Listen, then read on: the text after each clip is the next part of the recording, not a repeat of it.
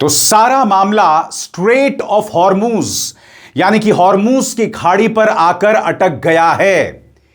Iran ने America को कह दिया है कि चलिए हॉर्मूज को खोल देते हैं, यानी कि आपने जो ईरान के बंदरगाहों पर जो नाकेबंदी की हुई है उसे हटाइए, हम स्ट्रेट ऑफ हॉर्मूज खोल देते हैं, कम से कम दुनिया का ट्रैफिक शुरू हो जाएगा। न्यूक्लियर मुद्दे की बाद में बात करते हैं।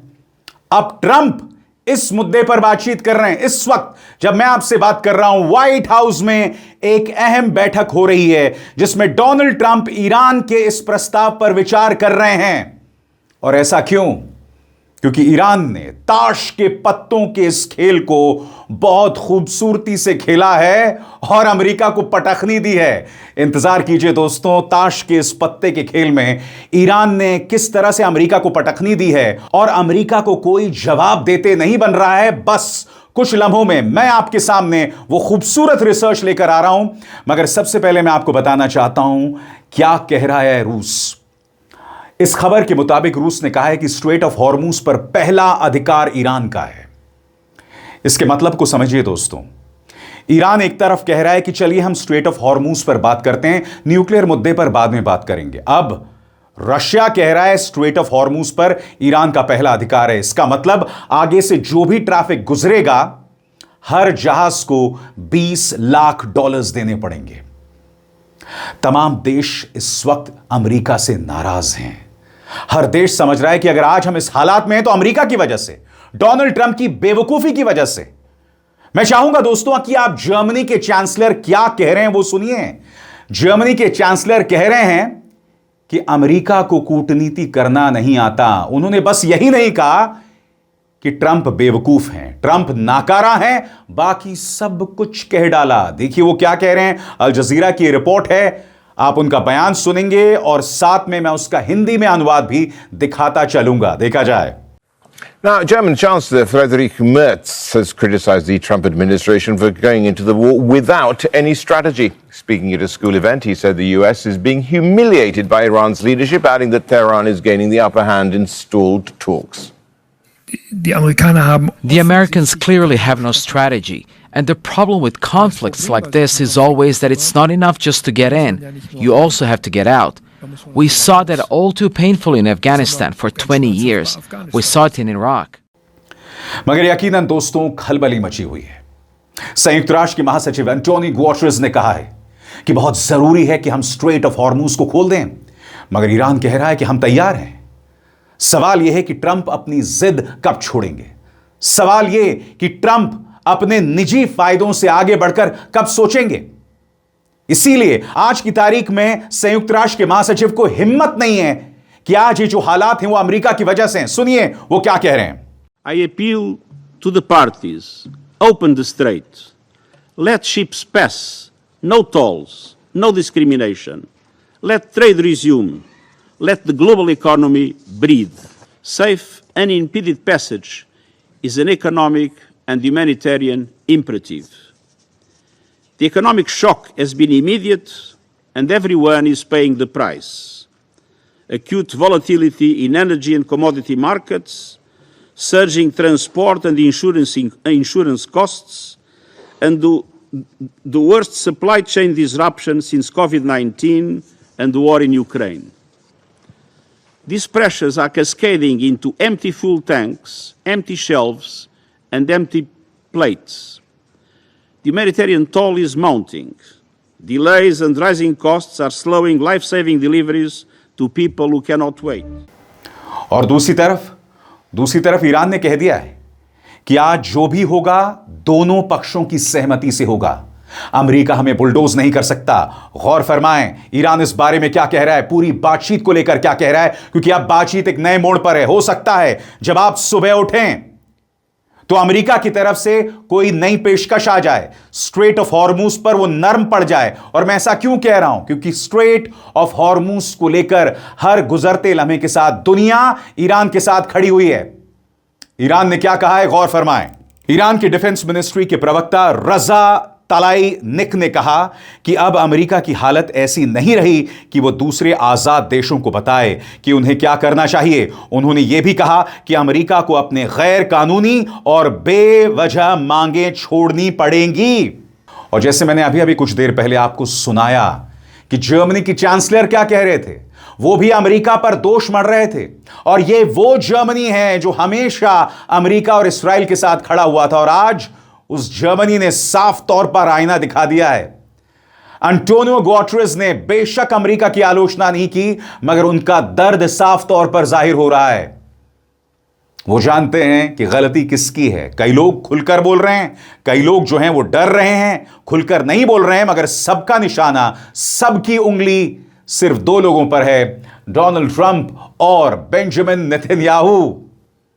मगर कार्यक्रम की शुरुआत में मैंने आपको क्या बताया, स्ट्रेट ऑफ हॉर्मूज में जो बाजी खेली जा रही है ना, जो पूरा गेम चल रहा है, वो ताश के पत्तों का खेल है और ईरान इसमें माहिर है।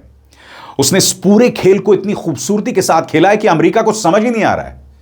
मैं आपसे बार बार कह रहा हूं दोस्तों, जंग में बेशक ईरान को नुकसान हुआ है, मगर उसने पूरी खाड़ी में जितने भी अमेरिकी ठिकाने हैं उसे लगभग खत्म कर दिया है, उसे अंधा बना दिया है। और अब डिप्लोमेसी के खेल में भी वो लगातार अमेरिका को पटखनी दे रहा है, धूल चटा रहा है।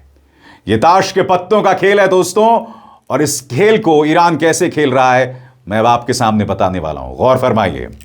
हाल ही में अमेरिका और इस्राएल ने ईरान के खिलाफ जंग, हत्या और इंडस्ट्री को तबाह करने जैसे पत्ते खेले। इसके जवाब में ईरान ने ऐसा पत्ता चला जिसकी उम्मीद वेस्ट यानी पश्चिम को नहीं थी। ईरान ने इलाके में अमेरिका के साथियों पर वार किया और हालात ऐसे बना दिए कि सामने वाले के लिए जंग जारी रखना महंगा पड़ने लगा। यानी जीसीसी देशों पर हमला, उसके ठिकानों पर हमला, खाड़ी के उन तमाम देशों ने जिसने ईरान के साथ विश्वासघात किया उस पर हमला। यह था ईरान का जवाबी पत्ता, वो तुरुप का पत्ता जिसका जवाब अमेरिका के पास नहीं था। और वो तमाम खाड़ी देश जिन्होंने ईरान के साथ विश्वासघात किया था वो पूरी तरह से बौखला गए। आगे ईरान के इस पत्ते में उसकी सैन्य ताकत को लेकर जो अनिश्चितता यानी अनसर्टेनिटी थी वो भी शामिल है। सच में ईरान ने कई पत्ते पहले से छुपा रखे थे, फिर अचानक ईरान ने एक और बड़ा पत्ता दिखाया। उसने स्ट्रेट ऑफ हॉर्मूज को बंद कर दिया। अमेरिका और वेस्ट के पास जो धमकियां थी उन्हें बार बार इस्तेमाल करना आसान था, लेकिन ईरान ने ऐसा कदम उठाया जिसे बार बार किया जा सकता है और जिसका खर्च धीरे धीरे कम पड़ता है। इस कदम का असर इतना बड़ा है कि अब कई पश्चिमी एक्सपर्ट्स कह रहे हैं कि खेल ही बदल गया है, ताश का यह खेल ही बदल गया है। अगर दुनिया की कुल ऊर्जा जरूरत को 5 हिस्सों में बांटें तो उनमें से एक हिस्सा यानी तेल गैस जहाजों के जरिए फारस की खाड़ी से होकर गुजरता है। और वो फिल्म है ना दोस्तों, हेरा फेरी, उसमें एक डायलॉग है, पैसे का खेल बाबू भैया, पैसे का खेल। जो खेल ईरान ने खेला है ना दोस्तों, इसकी प्लानिंग वो आज से नहीं कर रहा था। ईरान जानता था कि एक दिन होगा जब अमेरिका और इस्राएल उस पर हमला करेंगे, तो वो जवाब में क्या करेगा। उसने बाकायदा स्टेप्स में, उसने फेजेस में इस पूरे जंग की प्लानिंग की, और परिणाम यह हुआ, वो जानता था कि आखिरी फेज में सारा खेल हॉर्मूज पर खेला जाएगा। याद कीजिएगा दोस्तों, इसी मंच पर मैंने आपको क्या बताया था कि अब अगर डोनाल्ड ट्रंप हॉर्मूज पर हमला करते हैं तो उसको लेकर भी ईरान की पूरी रणनीति बनी हुई है। हैदर 110 तबाही मचाने वाला है हॉर्मूज में। अगर जंग होती है, अगर ट्रंप फिर से बौरा जाते हैं तो वहां पर हैदर 110 तबाही मचाएगा, जो कि ईरान की वॉरबोट है, जो दुनिया की कई दावों के मुताबिक सबसे तेज वॉरबोट है। और जैसे मैंने कहा दोस्तों, पैसे का खेल बाबू भैया। कैसे? गौर फरमाएं। इस पूरे रास्ते के बीच एक बहुत ही संवेदनशील चेक पॉइंट आता है।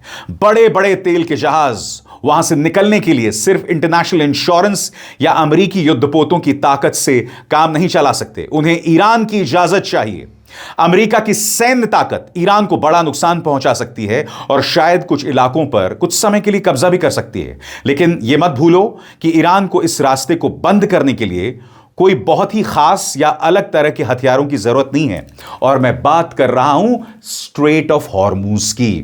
आगे मान लो कुछ समय के लिए रास्ता फिर से खुल भी जाए तो क्या खतरा हमेशा के लिए खत्म हो जाएगा? पैसा डरपोक होता है। जैसे वो अमेरिका के प्रतिबंधों के डर से ईरान में निवेश करने से बचता रहा, वैसे ही उस रास्ते से भी दूर भागेगा जहां कभी भी एक सस्ता ड्रोन, समुद्री माइन या छोटी स्पीड बोट से खतरा पैदा हो सकता है। स्वतंत्र और आजाद पत्रकारिता का समर्थन कीजिए, सच में मेरा साथी बनिए। बहुत आसान है दोस्तों, इस ज्वाइन बटन को दबाइए और आपके सामने आएंगे ये 3 विकल्प, इनमें से एक चुनिए और सच के इस सफर में मेरा साथी बनिए। और आप जानते हैं इस युद्ध में ईरान की क्या ताकत रही?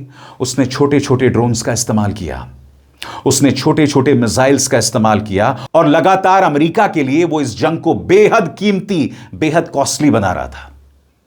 अब क्या हो रहा है दोस्तों? तमाम जो आर्थिक एक्सपर्ट्स हैं, आर्थिक बाजार, वो डोनाल्ड ट्रंप से दूर भाग रहे हैं। कैसे? और फरमाएं। ट्रंप से बाजार दूर भाग रहा। इन्वेस्टर्स समझदार होते हैं, वो जल्दी समझ जाते हैं कि यह खतरा पहले जैसा नहीं है, यह एक बार इस्तेमाल होकर खत्म होने वाला नहीं है। इसलिए फारस की खाड़ी के सारे समुद्री रास्तों की वैल्यू अब हमेशा के लिए थोड़ी कम हो गई है।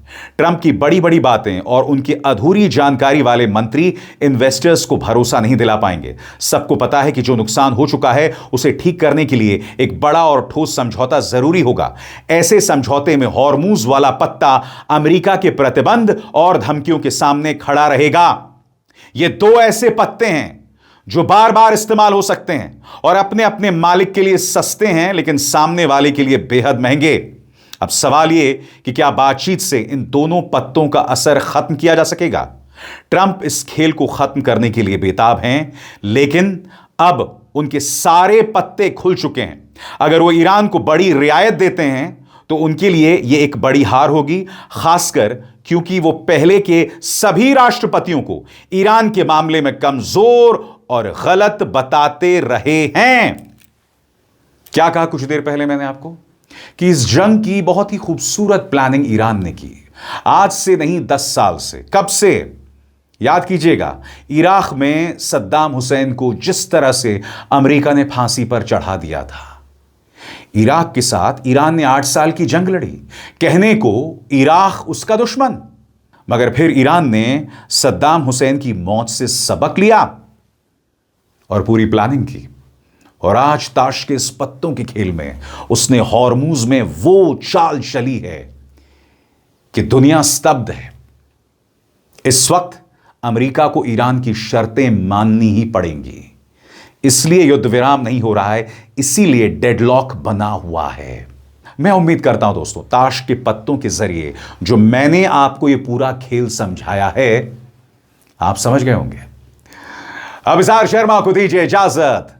नमस्कार।